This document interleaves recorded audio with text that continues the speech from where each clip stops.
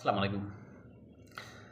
আজকে আমরা আলোচনা করব বিএনপি নেতা বা বিএনপির ভারপ্রাপ্ত চেয়ারম্যান জনাব তারেক রহমানের বাংলাদেশে আগমন করবেন আগামী 25শে ডিসেম্বর। এই বিষয়টা নিয়ে আলোচনা করব। সেই উদ্দেশ্যে তাদের প্রস্তুতি সম্পন্ন এই সমস্ত বিষয়গুলো আলোচনা করব। সবশেষ রোহিঙ্গা বিষয়ে একটু আলোচনা করব।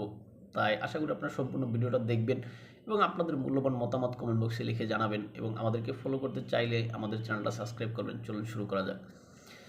আপনারা জানেন আগামী 25শে ডিসেম্বর বিএনপির ভারপ্রাপ্ত চেয়ারম্যান জনাব তারেক রহমান বাংলাদেশে আসবেন। সেই উপলক্ষে বিএনপির পক্ষ থেকে বিভিন্ন প্রস্তুতি নেওয়া হয়েছে।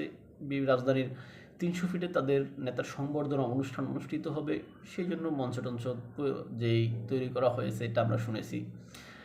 এখন বাংলাদেশ রেলওয়ের পক্ষ থেকে সেখানে বিভিন্ন রুটে আপনার 10টি বিশেষ ট্রেনের ব্যবস্থা করা হয়েছে, যাতে বিএনপির নেতাকর্মীগণ বা আগ্রহী ব্যক্তিগণ যাতে ঢাকায় এসে এই সংবর্ধনা অনুষ্ঠানে অংশগ্রহণ করতে পারেন। এই জন্য এখন হয়তো আরও অন্যান্য যে সমস্ত পরিবহন ব্যবস্থাগুলো রয়েছে সেখান থেকে হয়তো এরকম সুবিধা আসতে পারে বা আসবে।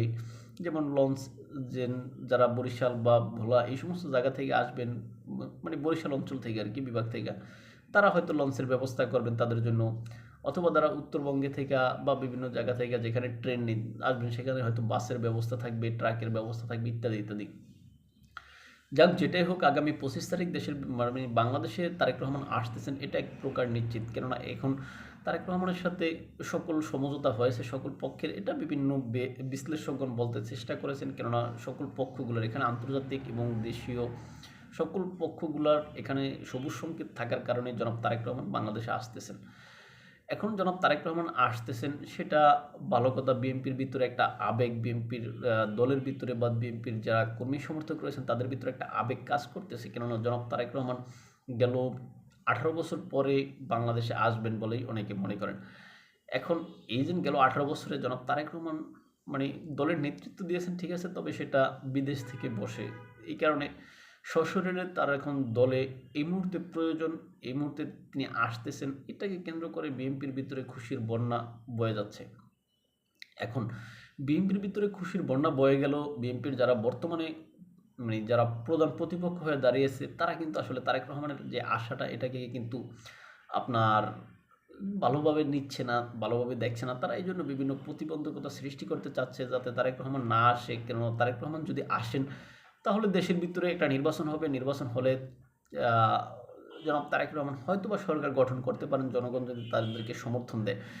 এই জন্যই ওই পক্ষটা বর্তমানে যেই মানে সরকারে না থেকেও যেই সুযোগ সুবিধাগুলো সরকার থেকে পাচ্ছে, এই জন্য তারা এই সুযোগ সুবিধা হারাইতে চাচ্ছে না আর কি। এই জন্য তারা নির্বাচনকে পিছানোর চেষ্টা করতেছে যাতে নির্বাচন পিছিয়ে হোক। যেটাই হোক না কেন, নির্বাচন মনে হচ্ছে যে সঠিক সময়ে হওয়ার সম্ভাবনা রয়েছে। তবে নির্বাচনের তফসিল যে সেটা নিয়ে হয়তো বিতর্ক থাকতে পারে, তফসিল হয়তো পিছাইতে পারে কোনো সাময়িক সময়ের জন্য, হতে পারে সেটা। জনাব তারেক রহমান 25 তারিখে এসে 27 তারিখে তিনি ভোটার হবেন, ভোটার কার্যক্রমের জন্য আবেদনটা করবেন, ইত্যাদি ইত্যাদি, সেটা বিএনপির পক্ষ থেকে জানানো হয়েছে।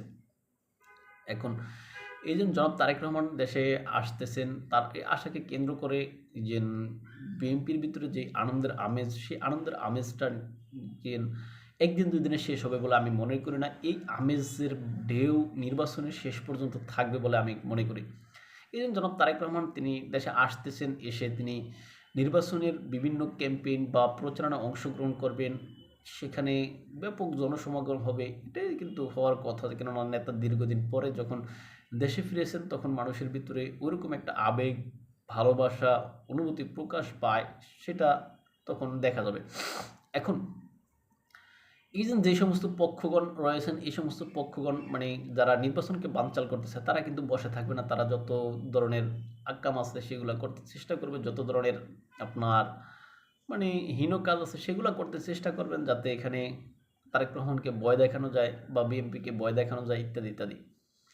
এখন যেটা হোক না কেন জনাব তারেক রহমান যেহেতু দেশের ভিতরে এসে পড়বেন তখন এই সমস্ত ভয়কে জয় করে নেবেন, সেটাই আমরা কামনা করি।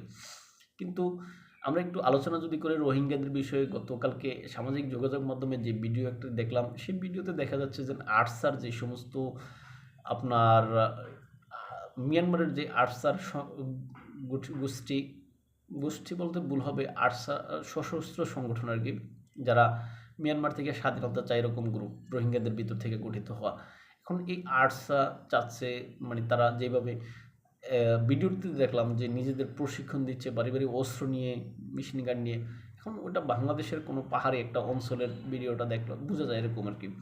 এখন এই সমস্ত বিষয়গুলো আমাদের প্রশাসন কতটা সেখানে মানে তৎপর বা প্রশাসন কতটা সক্রিয় ভূমিকা পালন করে সেই সমস্ত বিষয়গুলো আসলে মাথায় রাখা উচিত। কেননা আমাদের দেশের ভিতরে এই যে রোহিঙ্গারা থেকে মানবিক দৃষ্টিতে তাদেরকে আমরা আশ্রয় দিয়েছি, এখন আমাদের এই দেশের ভিতরে থেকে রোহিঙ্গারা তারা এই যে এখানে বিচ্ছিন্নতাবাদী কর্মকাণ্ড পরিচালনা করলে এটা আসলে দেশের জন্য মঙ্গল হবে না। কেননা এখানে বিভিন্ন আন্তর্জাতিক প্লেয়ার রয়েছেন, বিভিন্ন আন্তর্জাতিক খেলোয়াড় রয়েছেন, যে সমস্ত আন্তর্জাতিক খেলোয়াড়গণ আসলে বাংলাদেশের স্থিতিশীলতা চায় না, বাংলাদেশ ভালোভাবে এগিয়ে যাক এটা চায় না।